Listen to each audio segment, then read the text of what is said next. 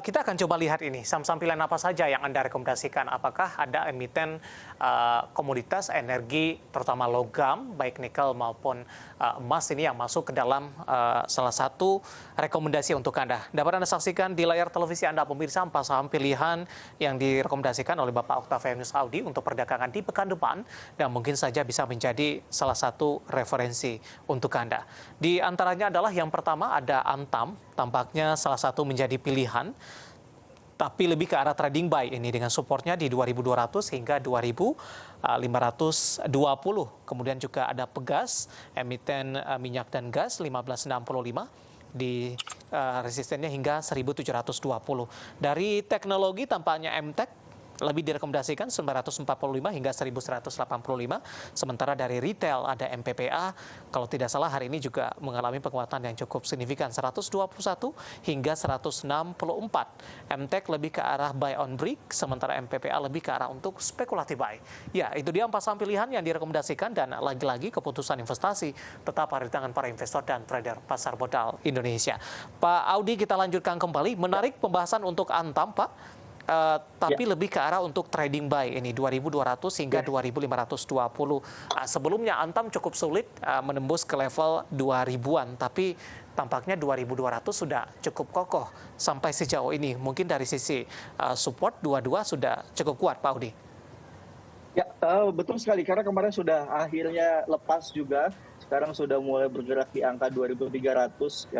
Ini memang setelah berbulan-bulan gitu ya, Antam ini setiap kali masuk di area 2.200, 2.300, dia drop lagi, dan akhirnya breakout. Saya pikir ini merupakan dorongan juga, karena dari sisi energi, dari sisi komoditas, dari sisi emas itu sendiri mengalami kenaikan, di mana memang menjadi salah satu alternatif, dan diuntungkan juga karena memang kita lihat portion atau revenue dari emas juga dari Antam juga terdorong oleh emas itu sendiri. Jadi saya pikir untuk saat ini sangat bagus sekali, potensial upside-nya juga dengan akhirnya dia breakout 2.300 kembali lagi terbuka lumayan panjang, memang sampai dengan di 2.520 atau sampai dengan di 2.600 secara range-nya gitu. Dan untuk tradingnya mungkin kita bisa dijaga aja supportnya, even nanti selama masih ada koreksi-koreksi sedikit atau dia masih kenaikannya terbatas, selama dia masih di atas 2.200, saya masih sangat pede sekali untuk Antam ini masih bisa sampai dengan targetnya 2.500.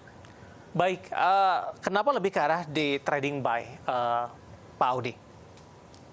Ya, jadi sekali lagi gini, kalau misalkan kita bicara emiten-emiten yang memang mereka ini sangat sensitif dengan harga komoditasnya atau revenue-nya itu driven-nya adalah oleh komoditasnya itu sendiri, dan komoditas itu kan sangat sensitif sekali dengan kondisi makro dan perubahan-perubahannya gitu. Jadi memang untuk saat ini mungkin boleh dimanfaatkan dulu aja dengan seiring adanya optimisme dari Antamnya itu sendiri. Ya, kalau kita lihat transaksi value-nya juga sudah lumayan cukup besar day by day-nya. Jadi ya saya pikir bisa dimanfaatkan dulu aja untuk jangka pendek. Oke, ada pertanyaan yang masuk di WhatsApp interaktif kami, Pak Audi. Kebetulan juga menanyakan saham Antam. Ada Bapak Joni, terima kasih sudah bergabung. Sudah 3 hari terus bergerak di zona hijau. Baru ingin masuk ini.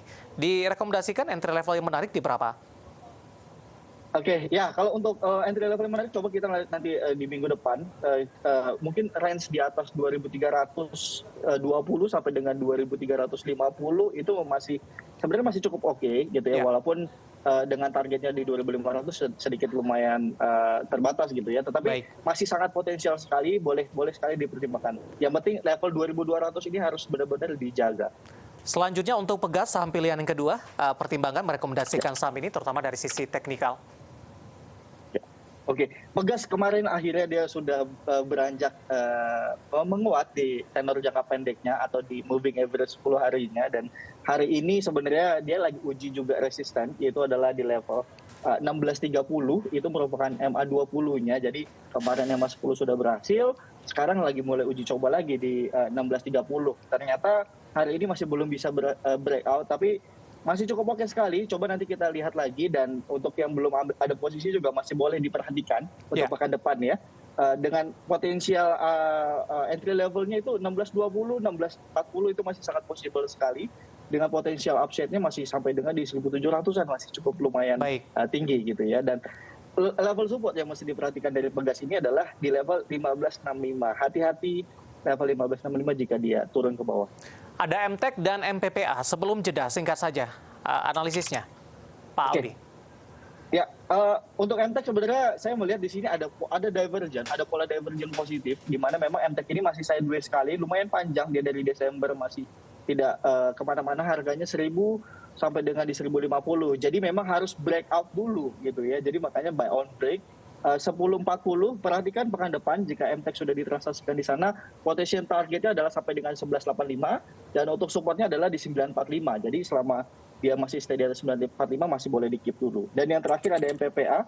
Nah, MPPA ini lebih spekulatif karena memang dia baru hari ini mulai naik lagi. Jadi untuk hari ini baru pertama kali naik ke atas MA20, bagus sekali, good. Potensial juga terbuka sampai dengan 164, bagus sekali. Dan untuk level support yang mesti dijaga 121. Baik, empat saham pilihan yang direkomendasikan ada Antam, Pegas, MTEK, dan juga ada MPPA. Dan lagi-lagi keputusan investasi tetap ada di tangan para investor dan trader pasar modal Indonesia. Pak Audi, kita masih punya satu segmen lagi, pertanyaan di WhatsApp interaktif kami. Sudah cukup banyak yang masuk, nanti kita akan coba ulas satu persatu. Dan pemirsa, kami akan segera kembali sesaat lagi. Kita sudah sampai di segmen terakhir dan terima kasih juga untuk Anda yang masih bergabung bersama dengan kami. Dan kita masih berbincang bersama dengan Bapak Octavianus Audi yang merupakan pengamat pasar modal. Pak Audi, kita lanjutkan kembali. Saya akan coba sapa Ibu Lina dari Jakarta. Menanyakan saham teknologi ini. Ada Goto, bisa buy di harga berapa? Support dan resisten yang bisa diperhatikan. Ya, Goto ini lumayan atraktif. Saya sudah lihat sepekan terakhir ini harganya sangat volatile sekali. Coba yang menjadi menarik adalah saat ini Goto itu masih bergerak cenderung sideways, di mana rentangnya itu masih sekitar di 110 sampai dengan di 120 dia masih belum bisa breakout. Mungkin untuk rentang yang bisa diambil masih dalam harga terakhir itu di 114, ya mungkin di 110 sampai dengan di 116 itu masih sangat possible sekali untuk jadi entry level karena posisi sekarang dia masih sideways. Dengan konfirmasi sebenarnya untuk Goto ini masih bisa lanjut atau setidaknya dia menguat lagi untuk jangka menengah gitu ya. Itu adalah dia harus tembus dulu level 120 karena saya sudah lihat beberapa hari terakhir Goto ini masih belum bisa menembus level 120. Jadi boleh sekali diperhatikan dengan rentang tadi. Breakout 120 potensial targetnya itu sangat bagus sekali, bisa sampai dengan setidaknya di 142 dan untuk level stop loss atau support yang mesti dijaga itu adalah di bawah level 108.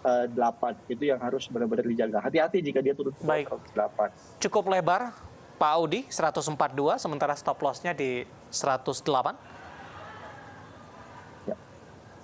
Ya, lumayan lebar. Karena memang kalau kita lihat pergerakannya, ini termasuk saham yang volatil. Karena kenaikan harga dalam satu hari itu dia bisa lebih dari 7%, 8%. Saya pikir ini possible sekali jika memang dorongannya itu cukup kuat. Jadi sekali lagi nanti kita coba lihat gitu ya, step by step ya. Mungkin kita buat dulu tahapannya breakout 120, kemungkinan sampai dengan 142 itu masih sangat terbuka sekali. Baik, selanjutnya ada Ibu Jenny tidak menyebutkan lokasi, menanyakan saham Adaro Mineral, Pak. Resisten terdekat ini. Oke. Ya, untuk ADMR sebenarnya level resistennya itu adalah di level 1850 sampai dengan di 1800. Jadi masih cukup terbuka sekali. Jadi ini masih sangat boleh sekali untuk di keep dulu jika memang ada posisi di sana. Kita coba lihat lagi apakah nanti di pekan depan bisa tembus di 1850, itu bagus sekali.